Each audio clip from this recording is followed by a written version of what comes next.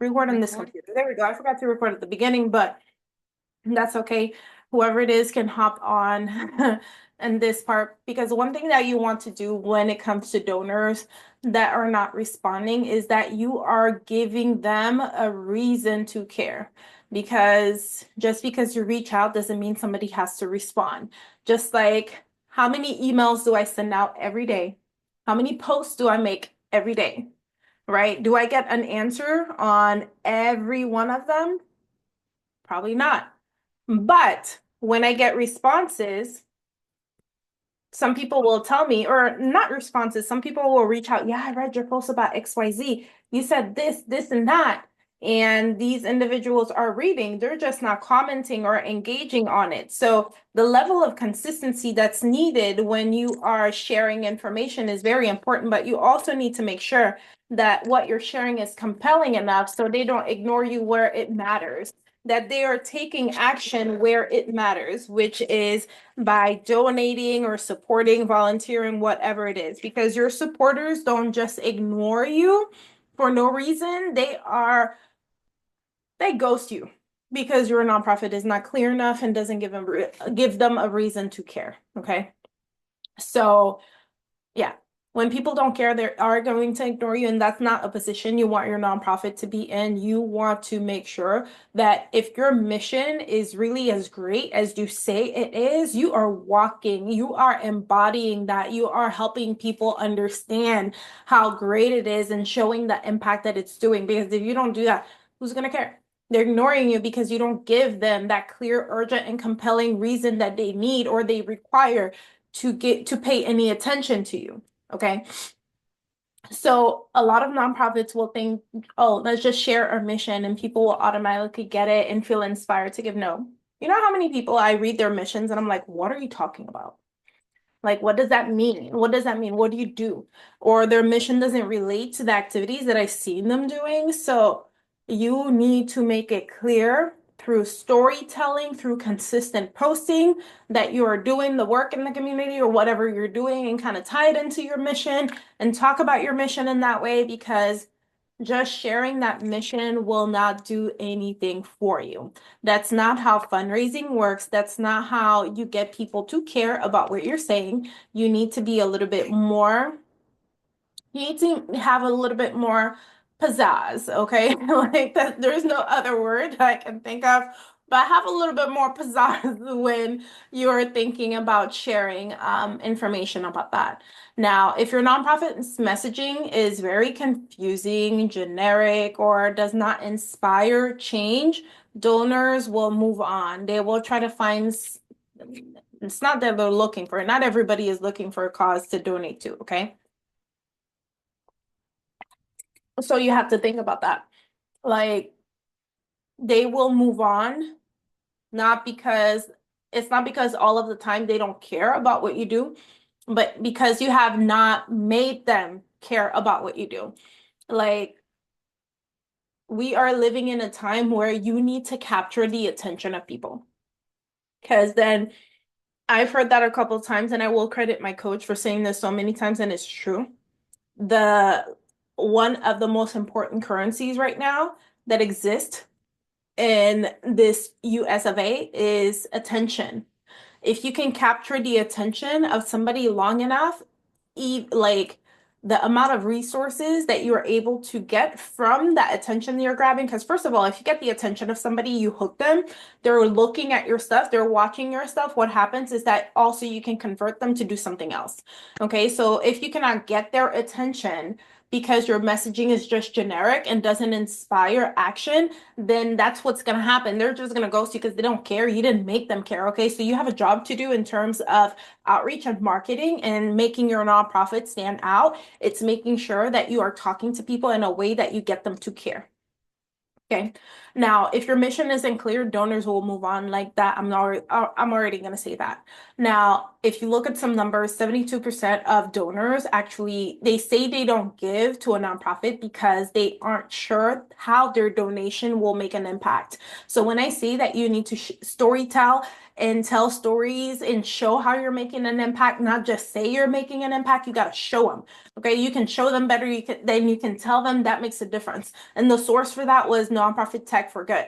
So definitely the numbers tell you that 72% of donors actually do not give because they do not see how their donation will make an impact. So you need to show them how you're going to make an impact. Hey, okay, we help the youth in this community do XYZ, like capture instances where the youth or maybe interviews with youth post your program, like stay in touch with the people that you're helping, because then after your programs or services, if they are willing, have an interview with them, do a feedback survey so they can tell their story and you can share this story with your donors, because 72% of donors, they're telling you this, that they do not give because they do not see or they're not sure how their donation will make an impact. So when I say you need to show them better than you can tell them, I really mean it. You need to talk to the people that you're serving to see if they're willing to give a testimonial, if it's appropriate, because not all programs, it's appropriate for you to do that. So some of the times you have to tell the story and change the names and stuff like that because you do not want their names on there, and remove identifiable information, because then that's something to protect the people that you serve if it's a very sensitive area or program that you're doing. But you need to be able to put it into words and paint the picture for them, or you need to have someone just share this story, because video is powerful.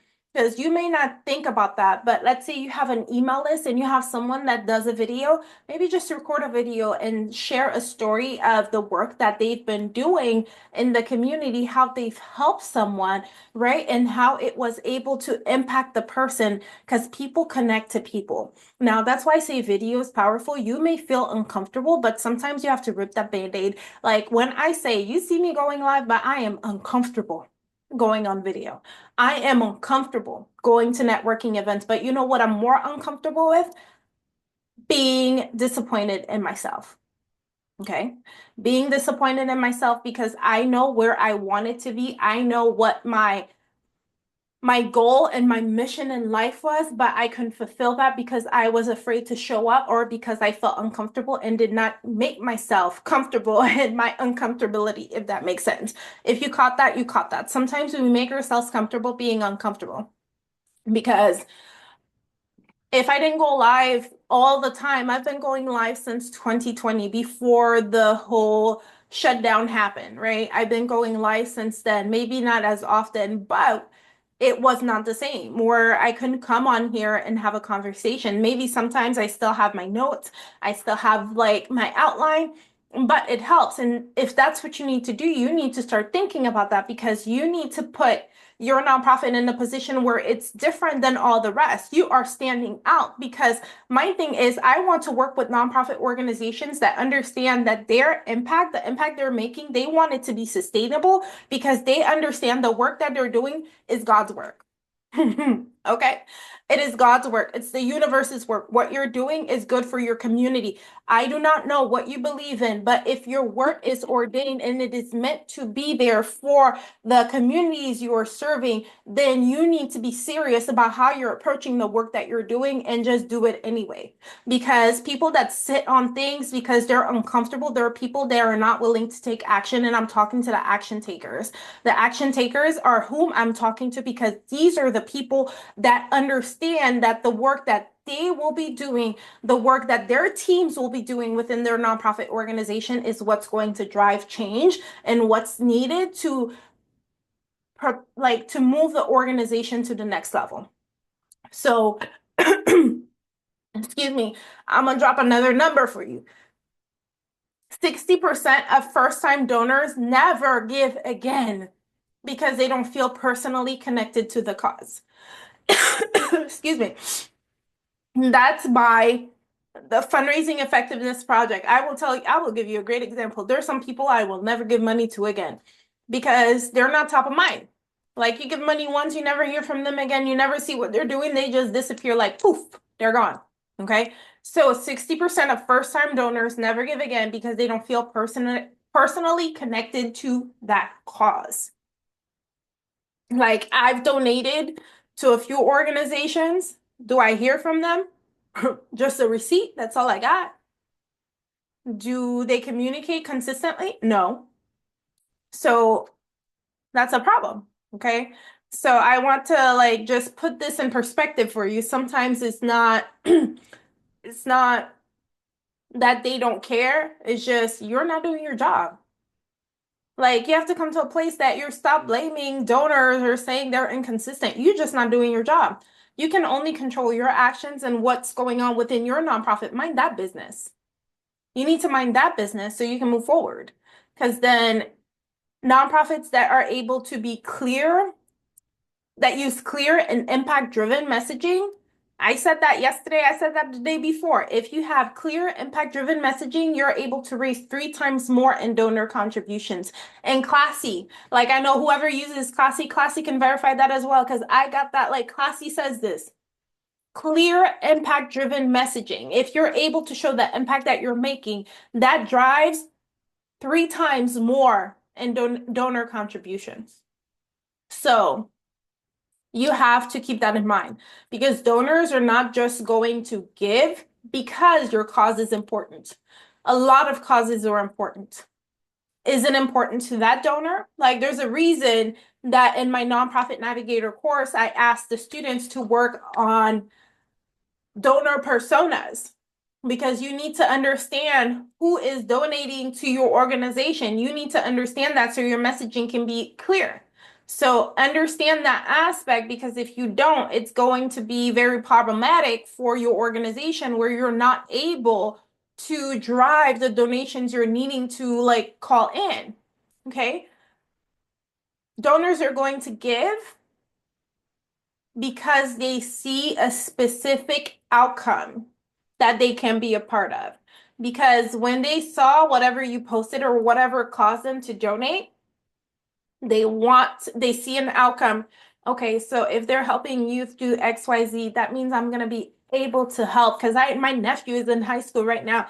I'm gonna be able to help one of my nephew's friends get into college. This is gonna mean a lot. So people that donate or take action, you need to figure out what caused them to give action. Maybe engage with them, have a conversation with them, like what's important to you with the work that we do. Like, what do you see? What would you like? How would you like to support further, or would you like to volunteer? Have a conversation with them. Engage with your donors and figure out what's important to them. Because when you figure out what's important to them, you can figure out your messaging. You can fine-tune your messaging. So when you are sharing content, you are sharing things that mean something to them. Okay. Because nonprofits, they're too vague in their messaging. If you're engaging with your donors and someone can tell you, like, let's say you're serving youth and the reason they gave, like I was saying, is because they have nephews that go to school, or maybe they have nephews and nieces, and the work that you do supporting marginalized youth in whatever community is close to their hearts because they grew up without that support and they understand the work that your nonprofit does is important. So they donated.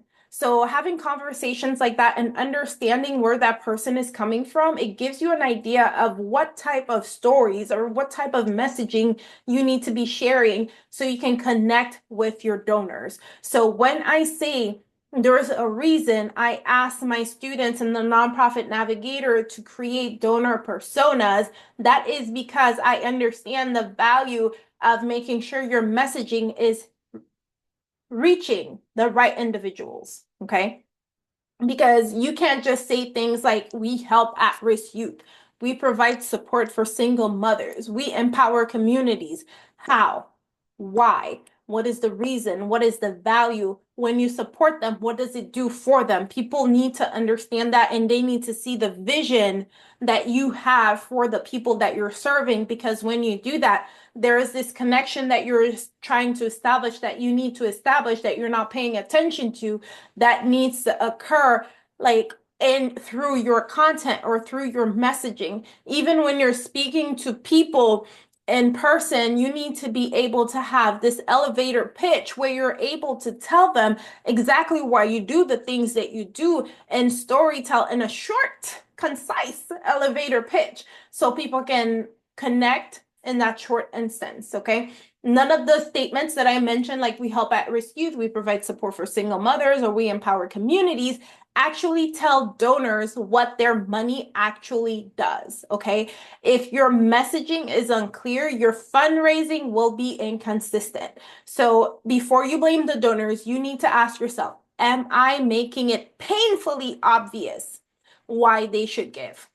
Because that's the other thing. Why should you give? Because it sounds obvious to you, because you made the statements. Oftentimes people are more attached with things they write or things they say rather than does it actually have an impact? Okay. Like people will lose their health on a hill defending what they do without evaluating the effectiveness of what they're doing.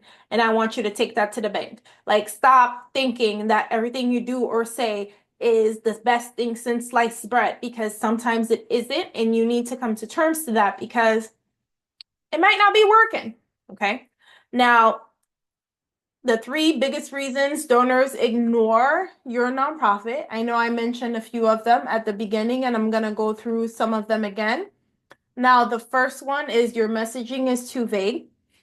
Most nonprofits will assume that people understand what they do. And if you're a stranger and you're reading your mission statement right now, would you understand immediately? Now, I won't tell you to read it because you've probably been repeating it in your head so many times. It sounds good, right? It may sound good to you, but does it actually make sense? Do people immediately understand who you serve, how you help them, and what a donation actually accomplishes? These are the things that I want you to keep in mind. I'm going to put this in the comments. If a stranger understands your mission statement, this I'm putting in the comments on Facebook. If a stranger reads your mission statement right now, would they immediately understand, one, who you serve, two, how you help them, and three, what a donation actually accomplishes? These are the things I want you to seriously ask yourself.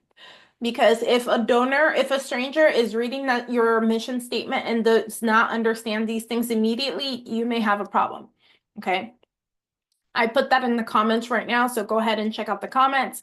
Now, instead of saying we help the unhoused in the South Dallas community, you can say something like a $50 donation provides a week worth of meals and shelter for someone in crisis in the South Dallas area, wherever area you are, but you have to make it clear of who they're helping and what their donation is going to do.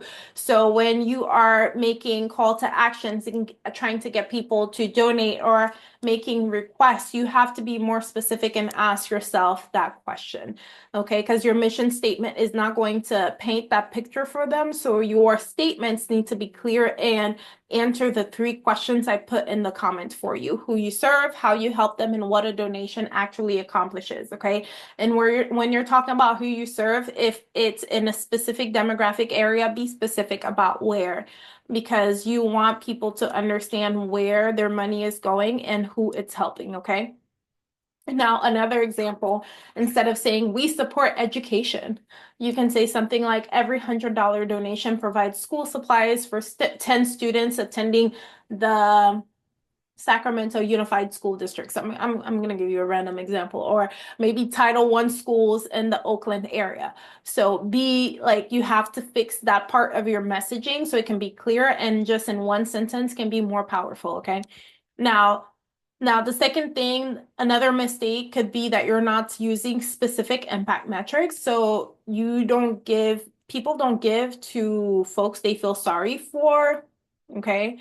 So they're not going to give because they feel sorry for your cause. People want to give because they see actual change. Now, if your fundraising messages aren't using clear numbers and outcomes, they will not feel the urgency or see that it's compelling enough. So nonprofits that are using specific impact numbers in their fundraising campaigns will actually see a 55% increase in donor conversion rates. Now, what I mean by that, instead of saying your donation helps smaller or helps families in need, one thing you can say is a 25 donation provides groceries for a family of four in the New York area or whatever area that money is going to help, and a family for a week. Okay. Because then whatever it is, you have to put the impacts and like make it very tangible so people can understand how their donation will support. And then one thing I'm going to say that you need to start documenting in terms of pictures or show receipts, just like when you want to see business owners or whatever that have services, you want to see testimonials. It's the same for your nonprofit. People want to see receipts. Okay, so make sure you have them receipts. So like if you're getting donations or whatnot and you're helping a family, see, like always ask the families in a form, like, would you be willing to provide a testimonial of how we were able to support you and your family throughout this time? And just ask them, like, just put it on there. And if people check that box, like follow up and ask them, hey, we would love for other people to take advantage of this program. Would you be able to share a testimonial for us or feedback? And make sure you have a waiver, okay? Check with your attorney. Make sure you have a waiver every time you're sharing people's stories and you have their names up in there. Have a waiver, protect your nonprofit. Like, protect your nonprofit at all costs, okay? So, and then another mistake that you may not be personalizing your donor outreach enough, because then everybody gets the same message, which is not good, because people don't want to feel like they're just a transaction. Like that transactional relationship is not a good thing. So if you're sending out mass fundraising email and you're not personalizing anything, people may ignore them. So if you've had conversation with the person before, like if the person engaged back, because it's one thing, sometimes some people you engage with them and they don't respond. So you just have those like mass emails that go out. But if you're able to engage with them and you learn more about them, that personalization goes a long way.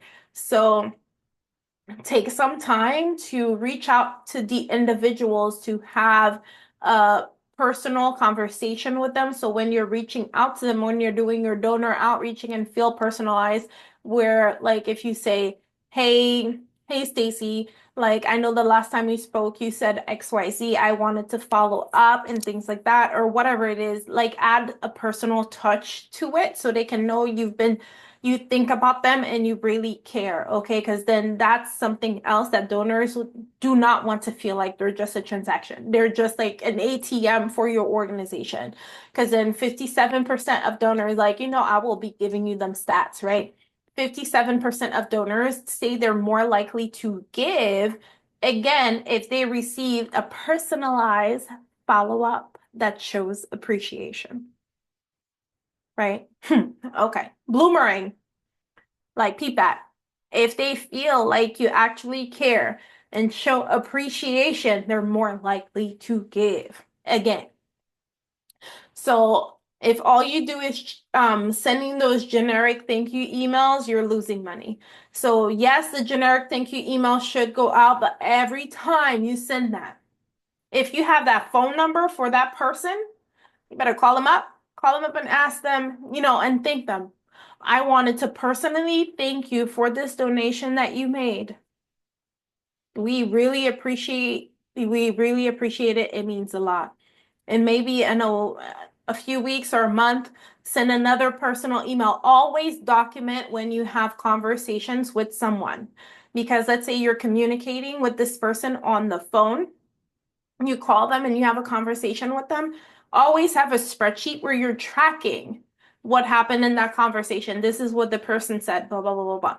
So use it like a CRM, a customer relationship management system.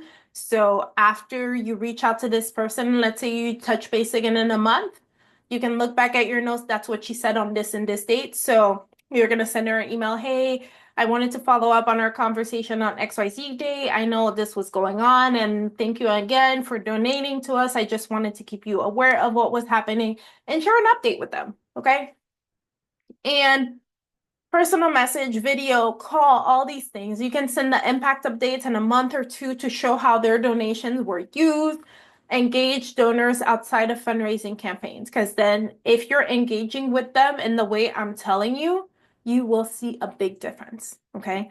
They feel valued and they're more likely to keep giving when you do that. Now, speaking of that, in terms of these short examples I'm giving you, there are also so many ways for you to make your fundraising work for your nonprofit organization. And I'm going to tell you, like, don't think that it's because of the climate we're in, people are not giving. It's because of how you approach it and how you're doing the work. So I know one thing I encourage people to buy or to get from my Stan Store is the Nonprofit Funding Quick Fix, which is a mini course that includes templates, email templates, to ensure that you are communicating and getting the sponsorships that you need. But also another blueprint I have is the nonprofit revenue expansion, which provides the social media templates, the email templates, and different ways for you to conduct outreach within your nonprofit to support your fundraising efforts. Because one thing that happens is that nonprofits are not, or the leaders, nonprofit leaders are not focusing on fundraising because they don't know what to do. They don't know what to say. All they know is grants and donations. It's not the only thing, but it's good to have a way or to know how to approach certain stakeholders to ensure that you are driving growth and making more of an impact in your nonprofit organization. So if you're interested in getting either of those or both, you can get both for $55, or the nonprofit funding quick fix is $47, but you can get both for $55 because the blueprint is $27. So I'm gonna put the link where you can get both in the comments in a minute after I get this thing out of my face, because then my phone is in front of me for Instagram as well. All right. Let me put that in the comment because I keep repeating. I'm telling you, I cannot do two things at once, so give me a second. And if you are watching the replay, hashtag replay, because today it's gonna be a long day for me. So right after this, I'm gonna do what I need to do. Expansion blueprint. Okay. So I'm putting that in the comments. So that's in the comments. So if you're watching the replay, definitely let me know. And please start taking the way you engage and interact with your donors very seriously. And check out the link in the comments in Facebook, because I want you to start getting to work, because it's already March. Like, we're already in the third month of the year. It's already March. Now, if you're looking for more personalized support for your nonprofit organization, where you want us to work together on a strategy for your nonprofit organization that you can use over the next few months to drive the fundraising in your organization, or to take actions that actually help your nonprofit grow, you are welcome to schedule a strategy session with me. It's a 90-minute session where we talk and develop an action plan for your nonprofit to implement within the next few months to ensure that it is in the right direction and it's going, it's taking action that matter. Okay, so with that said, I'm gonna put the link for the strategy session. I'm opening slots for the remainder of the week, and also more slots for next week, because March is going to be the month where I am seeing more strategy session clients, and strategy sessions are the best way to work with me, especially if you cannot hire me on retainer or you don't want to do that. I strongly suggest start with the strategy session, because in that way I can support your organization with an action plan and help you develop one that you can put in motion and start with fundraising so you can start having revenue generating activities. And I'm gonna put the link for the strategy session. in the comments as well. All right. So I'm putting that here, and definitely let me know if you have any questions. I'll come back later today to answer any questions you have. And we'll talk soon. Anyways, bye everybody. Have an amazing Wednesday. Bye y'all.